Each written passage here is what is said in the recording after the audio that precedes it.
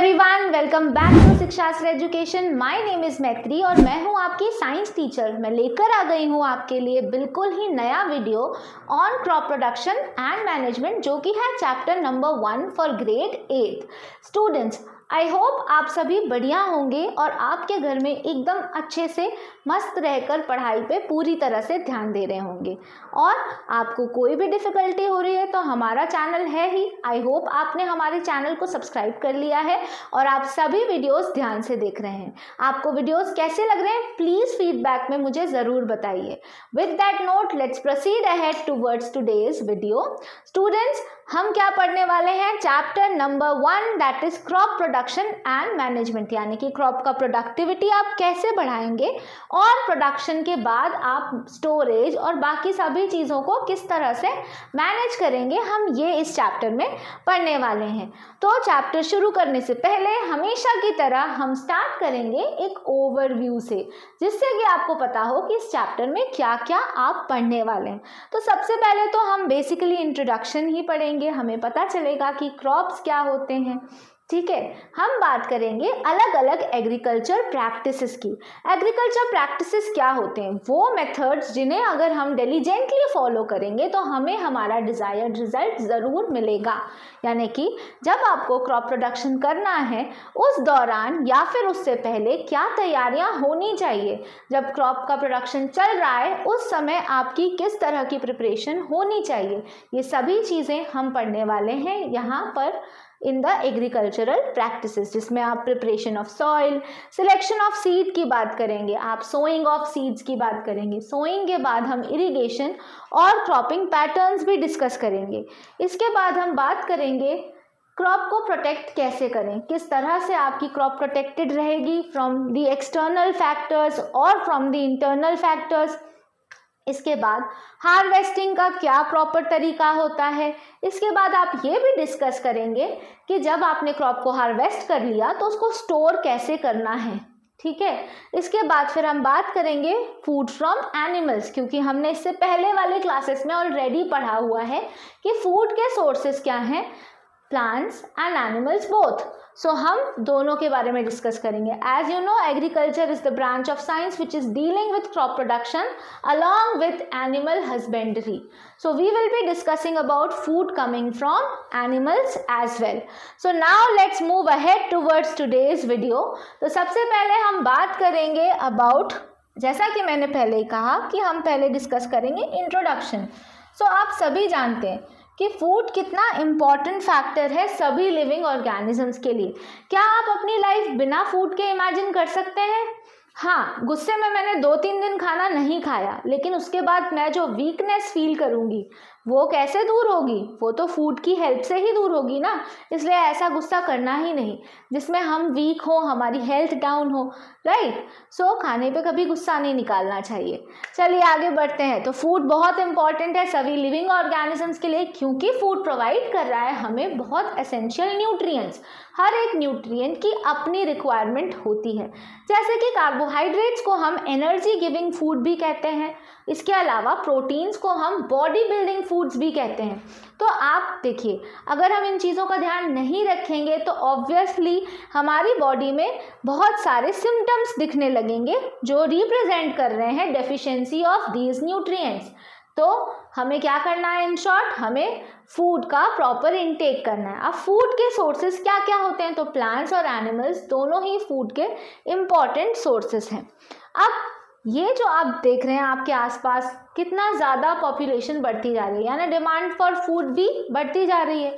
तो जब फूड की डिमांड बढ़ती जा रही है तो हमें suitable cropping pattern, suitable methods adapt करने पड़ेंगे, जिस तरह से आप ये फूड की नीड को फुलफिल कर पाएँ। आगे बढ़ते हैं और बात करते हैं अबाउट हिस्ट्री ऑफ एग्रीकल्चर की। तो एग्रीकल्चर शुरू से नहीं चल रहा है। अराउंड 10,000 BCE तक तो हम नोमैड्स थे। We were moving around, we were looking for food around us, है ना। हमें नहीं पता था कि हमारे आसपास फूड कहाँ अवेलेबल है और कितना अवेलेबल है। तो और हम फूड को कहाँ से हमें फूड मिलता था, हम जानवरों को मारते थे, इसके अलावा हम कच्ची सब्जियाँ, फल, ये सभी एज अ फूड इनटेक कर रहे थे। बाद में एग्रीकल्चरल प्रैक्टिसेस की डिस्कवरी होती गई और धीरे धीरे हमने प्रोग्रेस की in the field of agriculture. अब now days to promote agriculture, green revolution जैसे कॉन्सेप्ट्स भी आए हैं। नाउ फार्मर्स आर अवेयर कि उन्हें किस तरह की प्रैक्टिसेस को अडाप्ट करना है जिससे वो अच्छा बेहतर क्रॉप प्रोडक्शन कर पाएँ। ठीक है, अब आगे बढ़ते हैं और देखते हैं कि क्रॉप्स क्या होते हैं। क्रॉप प्रोडक्शन एंड मैनेजमेंट हमारे चैप्टर का नाम है, तो हमें पता होना चाहिए पहले कि क्रॉप क्या होती है। तो जब हम एक तरह की क्रॉप को पर्टिकुलर पीस ऑफ लैंड में ग्रो करते हैं उसे हम क्रॉप कहते हैं।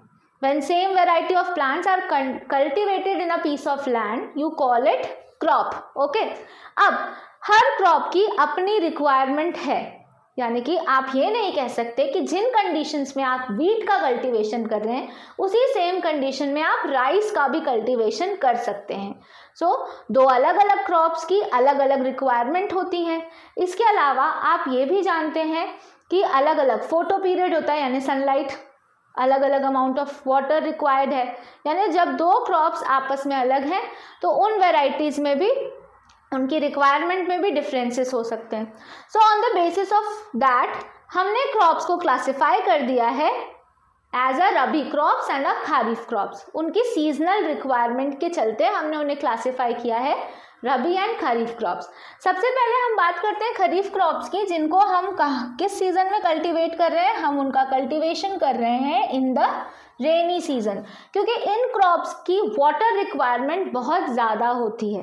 ये ज़्यादा से ज़्यादा वाटर की प्रेजेंस में ग्रो करते हैं, डेवलप करते हैं। ठीक है, so crop production and management में सबसे पहली क्रॉप हम पढ़ रहे हैं खरीफ क्रॉप्स। इसका कल्टीवेशन हो रहा है in the season June to September. ठीक है, you are cultivating them in the June to September, right. अब इसके कुछ एग्जाम्पल्स आप देख लीजिए, पैडी, मेज, सोयाबीन, ग्राउंडनट, कॉटन, ये सभी हैं खरीफ क्रॉप्स के एग्जाम्पल। दूसरी तरह की क्रॉप्स जिसका कल्टीवेशन ड्यूरिंग विंटर होने के कारण हम उसे विंटर क्रॉप्स भी कहते हैं, उसे हम कह रहे हैं रबी क्रॉप्स। और ये किस सीजन में ग्रो हो रही है? They are cultivated in the season of October to March. Okay, इसके एग्जाम्पल्स आप देख सकते हैं, wheat, gram, pea, mustard and linseed, ये सभी क्या है? रबी क्रॉप्स हैं। इसके अलावा कुछ शॉर्ट ड्यूरेशन क्रॉप्स भी होती हैं, उन्हें हम कहते हैं ज़ेद क्रॉप्स। ठीक है, ज़ेद क्रॉप्स ऐसे क्रॉप्स हैं जिन्हें हम समर्स में ग्रो करते हैं, समर्स में ग्रो होती हैं और ये शॉर्ट टर्म क्रॉप्स होती हैं। इनका कल्टीवेशन जल्दी करा जाता है और हमें क्विकली रिजल्ट भी मिल जाते हैं। ठीक है, सो ये ज़ेद क्रॉप्स हैं जिनकी रिक्वायरमेंट समर सीजन की एटमॉस्फेरिक कंडीशन होती हैं, राइट। सो ये थे हमारे पास variety of crops depending on the seasonal requirement. Now let's talk about the agricultural practices. हमको जब तक ये नहीं पता होगा कि हमें कौन सी सूटेबल टेक्निक को फॉलो करना है ताकि हमारा क्रॉप प्रोडक्शन मैनेज्ड रहे, हम क्रॉप प्रोडक्शन नहीं कर सकते। तो सबसे पहले तो हमको क्या ध्यान रखना है? Preparation of soil. हर तरह के सॉइल में आप हर तरह की क्रॉप का कल्टीवेशन नहीं कर सकते। तो जब आपको सोइंग करनी है, सोइंग ऑफ सीड्स करनी है, तो उससे पहले आपको सॉइल को प्रिपेयर करना बहुत ज़रूरी है ताकि आप सोइंग कर पाएँ। इस प्रिपरेशन में आप प्लोइंग या टाइलिंग जैसी चीज़ों को पढ़ेंगे। इसके बाद फिर हम सूटेबल हेल्दी सीड्स का सिलेक्शन करते हैं। हेल्दी सीड्स को सिलेक्ट करने के बाद ही प्रोसेस ऑफ सोइंग होंगे। अब सोइंग के प्रोसेस हम कैसे कर सकते हैं और क्या क्या रिक्वायरमेंट है, ये हम अभी आगे पढ़ेंगे। ठीक है, अब सोइंग ऑफ सीड्स हो गई।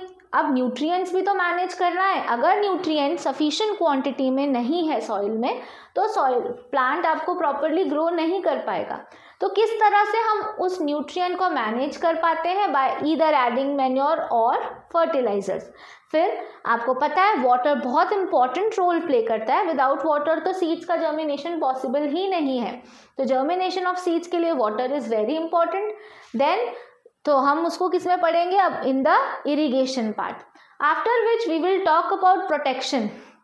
ठीक है, हमें पता चलेगा कि वीड्स क्या होते हैं और वीड्स क्यों हमें हमारी क्रॉप को वीड से प्रोटेक्ट करना है। फिर हम बात करेंगे about the harvesting and then we will talk about the storage in detail. So I hope आपको क्लियर है। ये सारे एग्रीकल्चरल प्रैक्टिस को हम कमिंग वीडियोस में कवर करने वाले हैं। तो आई होप कि आज का वीडियो आपको समझ में आया होगा, आपको पता चल गया होगा कि crop production and management chapter में आप क्या क्या पढ़ने वाले हैं और क्या कॉन्सेप्ट है इस चैप्टर का। With that note, Maitri is signing off. Bye bye all of you. Thank you so much for watching us. Keep watching, do like, share and subscribe to the channel.